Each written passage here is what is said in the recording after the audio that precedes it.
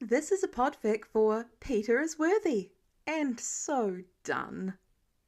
Read by Alextras with permission from the original author who has chosen to remain anonymous.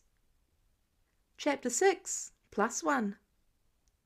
It had been several months since the last incident with the hammer, and things had been back to normal, much to Peter's relief. Well, other than one minor incident with Tony trying to crash Peter's birthday party, looking prepared to turn the small event between a few friends into something loud and over the top. Everyone knew how Tony Stark used to party. Thank God for Gwen Stacy, who had opened the door. She'd given the man one unimpressed look and a simple "no" and slammed the door on his face. Tony wouldn't be Tony if he'd given up that easily. He'd knocked again, this time with the excuse that he needed to use the bathroom. "Use the suit," she had said. It was one time. Why do people keep bringing it up? One time, the man later complained to Peter, but not without a grudging. She kind of reminds me of Pepper. I like her. Honestly, Peter may be in love with her, but there was no way he'd admit that to Tony, who had become too interested in his life, as the party had proved, and later the obnoxiously expensive car he'd received as a gift. Peter not only did not know how to drive, he was so bad at it he'd made people cry. All in all, things had been as slow and as normal as they could have been when one was a superhero. Bad as it was, especially with the Parker luck, the lazy days couldn't last forever. They never did. The day was like any other Saturday when Peter, now wearing his bright moniker known as Spider-Man, was swinging across his neighborhood, blissfully unaware of the ongoing drama outside of it. So far, patrol had started off good and slow. He'd helped an old lady cross the busy road, took a few pictures with tourists, chatted with New Yorkers, ate a few hot dogs, which a mother had bought for him after he'd saved her daughter's doll. He didn't get into any fights with the New York pigeons, and people were waving at him and saying hello, instead of throwing things and wishing ill on his poor self. It was great, the day was sunny, and it gave extra swing to his, swing. He'd just started to think of it as too slow and too boring when... he really needed to stop jinxing things. A magnificent boom came from the other side of New York. It was way out of his friendly hood, but come on, there was no way he could ignore that, and so he switched directions mid-swing. He found the Avengers, minus Thor, fighting against some lab experiment gone wrong, which made him feel grateful for his rare case of actual luck. Honestly, he felt sorry for the poor ugly things. All he got was a bite, some horrific pain while he almost died, and cool powers. "Spider-Man, watch out!" Captain America's voice boomed across the burning street, just in time with his spider sense that flashed its own warning. Barely avoiding collision with one of the creatures, which apparently could fly on top of spitting out some fire, Peter changed his mind. He wasn't sorry enough to not bite back when bitten. Once had been enough. Sticking against a building, he switched his usual webs into the new formula that had given him so much grief. It was time to put it into the test. It was, however, going to be a little impractical, he realized it now, but that was a problem to be solved some other day. Flinging the first web, he watched as it caught the nearest creatures, stunning them and the others that came too close. Yeah, there were still slight kinks with his new taser webs, but that had to do for now. So zapping he went, paralyzing those creatures as fast as he could, buying the Avengers more time to fight against the overwhelmingly huge army of them. He frowned as he wondered whether he'd be of more use on the lower ground, where most of the creatures remained. He really should have done proper testing before taking his new toy out into the first battle. As he switched back to his regular webs, he leapt off the wall, did the most beautiful twirl in the air, shot his webs, and... nothing. He'd zapped his web shooters, and now they were useless. They were still outnumbered, and he was falling from great heights. Everyone else was too far. Nobody would be able to save him. This was it. he was going to die, or truly put his healing factor into the test. There was a blur of something flying past Peter. He didn't even think as his hand reached out and took hold of it, and then he was flying. No, it was more like he was pulled with the thing, simply going along with the unexpected ride. He was dizzy with relief when his feet finally touched the ground, and he found himself at a suspiciously perfect location, seeing a huge group of the creatures in a neat bundle. If he'd had his web shooters... Of course, he could use his fists, which wasn't his favourite thing to do, but... Peter's eyes fell on the thing in his hand, and he groaned. The hammer again! Who died and cursed him? A shout of warning and a smack of bodies thrown against the wall, barely avoiding being burned to death, caught his attention. So far, he was the only one who didn't look tired. Well, Hulk was having the time of his life, smashing his massive hands around, but even he couldn't get them all in one go. The Avengers didn't look beaten to hell, but they did look like they had been going at this for far too long, without a single breath to be taken in between. Even Iron Man's usually powerful shots looked as though not everything worked as they should. Yeah, there was really no question what his next move had to be. Anything could be turned into a weapon, and Peter didn't hesitate as he threw the hammer at the swarming creatures, his strength giving it more speed and power than he'd anticipated. The hammer flew in a perfect curve, hitting most of the enemies that happened to be on its radar in one go, and then it returned to Peter's hand that was still held out. But not because he'd been prepared for it. Frozen in place, he was looking straight into the eyes of smiling Thor, who didn't have his usual hammer. Which... Peter's eyes slowly moved to the hammer in his hand. Didn't he use this hammer when Tony ordered him to hang some decorations? Used it as a literal toy at one point? Dropped it on Tony's toes? The iron suit? It was with mounting horror that Peter recalled every moment he'd used it as no less than a common object. Until, finally, it clicked. As per the Parker luck, it did always get worse. He'd thrown Thor's hammer into a literal trash chute. I am so sorry, Mr. Thor, ma'am, man, sir. He was babbling in panic, wondering if now was the moment he was going to die, while the world around him shook violently, not realizing it was Thor laughing and slapping his back cheerfully. He is worthy. That's great and all. Clint jogged past them to stab one of the creatures in the eye with his broken arrow. But we still have a whole horde of them, and... He stabbed again when the thing refused to die so easily. In case you haven't noticed, we're running out of fuel. He kept stabbing until finally it was a goner. A little help would be good. Thor slapped Peter on the back once more and took his hammer from Peter's lax hands. Let us go to the battle, my friend. Yeah, to the battle.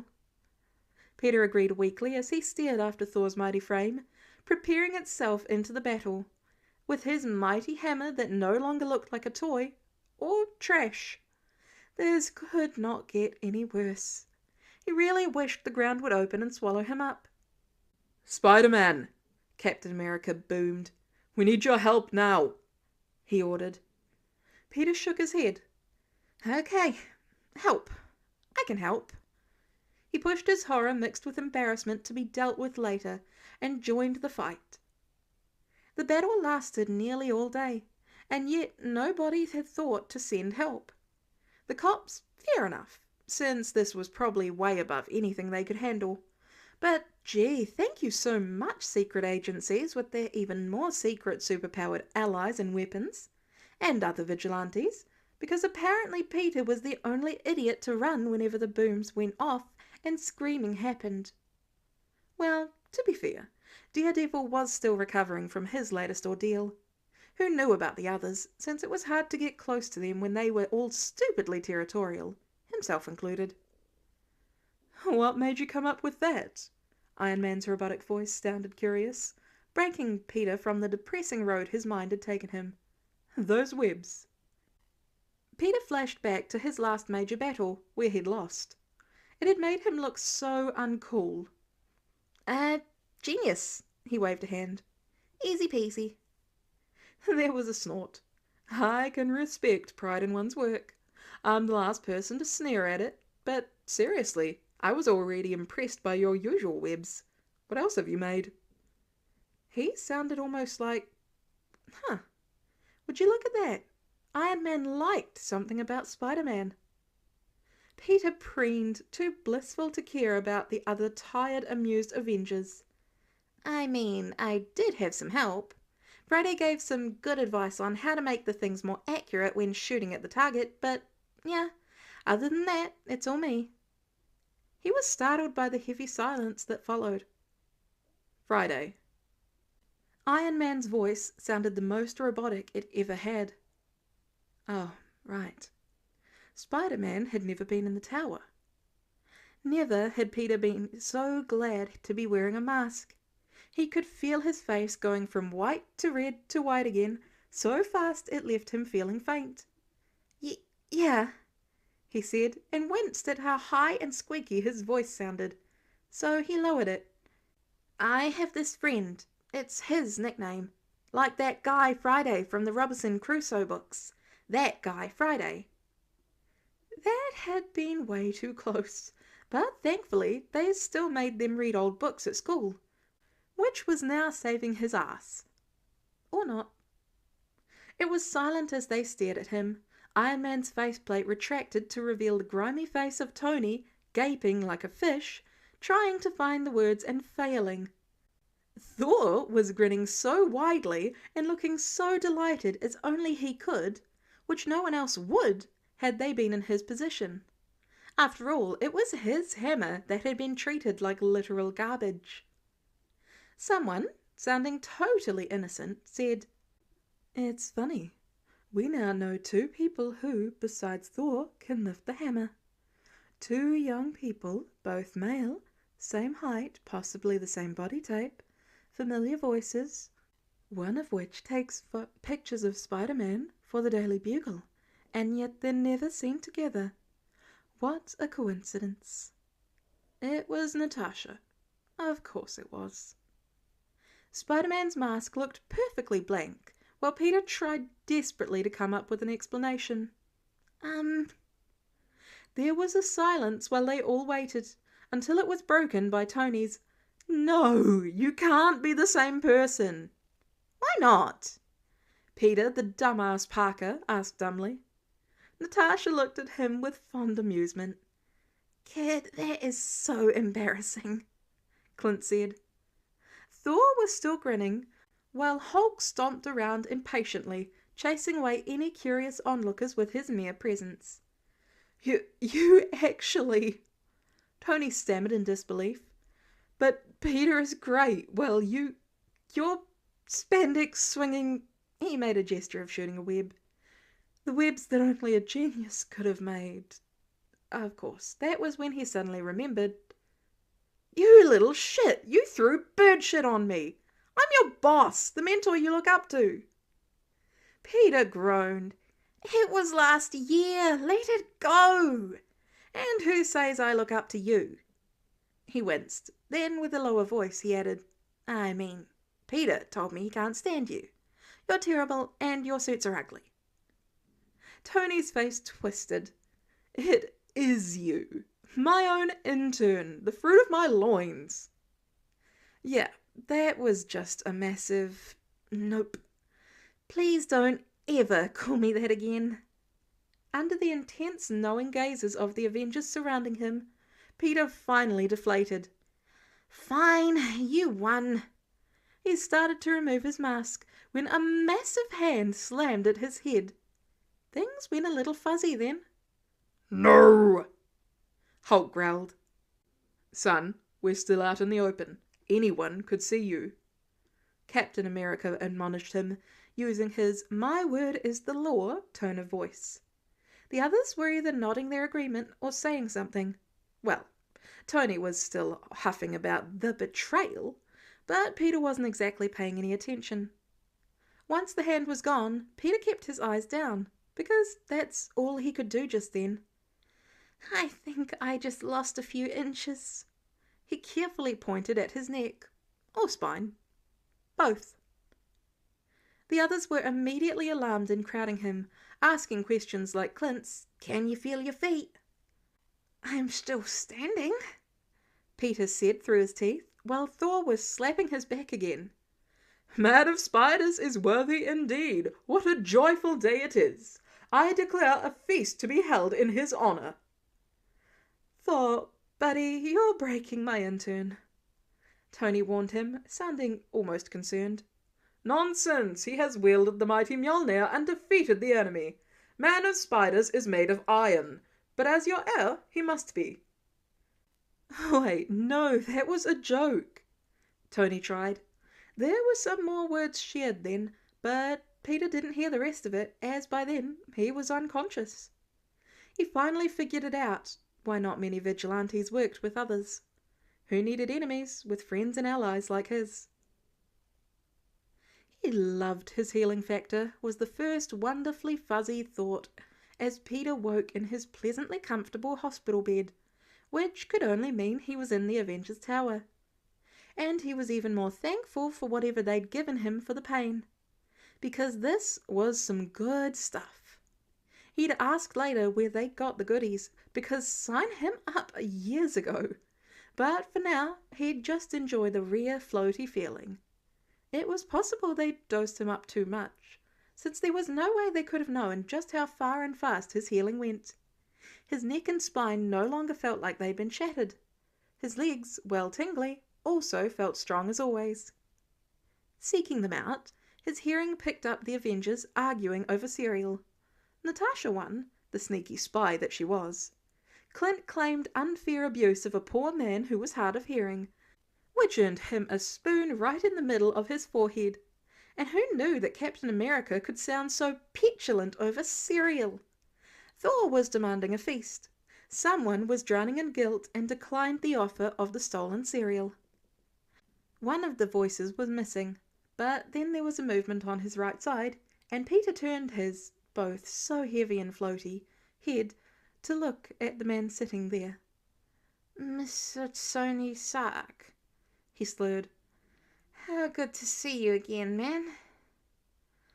Tony hummed, looking at him thoughtfully. "I have so many questions, but I have a feeling that's going to have to wait. You're high." "So high," Peter agreed. "I like your ugly suits. They're flashy and not ugly at all." "I know you do. Other than myself, no one else drools over my suits in science the way you do. You're a proper nerd. Only kind of kid I can tolerate." Tony sounded all fond, like marshmallowy. Peter's addled mind found that much more pleasant face to look at. It also made him feel bad. "I'm sorry for the bird poop. You hurt my suit, so I had to hurt yours." He glanced at Tony, hopefully. "Are you mad? You get it though, right? You wouldn't like if somebody called your suit rude names." Tony snorted. "No, I'm not mad. Anymore." "Awesome, then we can be friends." Peter giggled as he remembered something horrifying. "I've been using Thor's big hammer all wrong." There was a silence, then Tony's pained, "Please never say that again. Not for another 10 years at least." Peter, still giggling, looked Tony straight in the eyes. "I threw Thor's big hammer in the trash. I want to die." "Don't we all?" Tony muttered. Suddenly, Peter froze, staring with utter confusion. "You have a beard?" It would be a lie to say Peter was comfortable with more people knowing his secret identity. Even, or especially, people like the Avengers. From his experience, nothing good ever did come out whenever somebody found out the truth. But it would also be a lie to say he didn't feel at least a little relieved, with less of a heavy burden on his shoulders now that they knew. Sure, there was some frowning and mumbling once they did the math and realised he'd been 15 when he first started the gig. But, as he'd happily pointed out, He was now 18, the bare minimum age of an adult. There was still some mumbling about that. One day he would tell them about his super hearing, but they let it go for now. They finally gave Peter a detailed explanation of what being able to lift the hammer meant, in both good and bad. Being deemed worthy. That made Peter pale and feel rather faint, looking back on how he'd treated the hammer known as Mjolnir, even if Thor didn't seem to take offence. Even after the Avengers amused themselves by watching all 4 videos of Peter using the hammer, Thor was laughing loudest of them all. Peter wisely kept his mouth firmly shut about that one incident they didn't know about, but then he made the mistake of looking at Thor, who gave him a knowing wink. Peter's horror grew along with Thor's smile. He knew! Thor never revealed the truth to the others, and later he made a solemn promise that he never would. He also promised to one day show Peter his home. Peter may have discovered his new favourite among the Avengers. And yes, they did have a big feast as per Thor's instructions. They had a good time eating and drinking, playing games, joking around, getting Peter to climb the walls and ceilings for their amusement, arm wrestling. It was the first time since the bite that Peter could reach the point where he was too full to eat. He also lost arm wrestling to Thor, but he did beat Captain America, much to Tony's delight and Steve's confusion. It was wonderful. Even a remorseful Bruce Banner had eventually joined them, who Peter hadn't met outside of the Hulk. It was almost the best day of his life, and he soaked in the team spirit. Well, he tried. Much to his dismay, even drunk, the Avengers didn't let him have any alcohol, no matter how much he swore he couldn't even really get drunk. But later, after they had finally passed out, Friday allowed Peter to find and get a taste of the stuff Thor had brought with him, because, as Peter put it, it might be the only time he ever got the chance. Also, he was 18, not a child. But when he woke up the next morning wearing nothing but his Iron Man underwear, with the worst hangover known to mortal man, Peter swore off drinking. If there was one thing he could always count on, it was the Parker luck. Ever since then, Peter refused to touch the hammer. As was the nature of things among the Avengers, that didn't stop them from trying to trick him into it anyway. But that was a story for another time.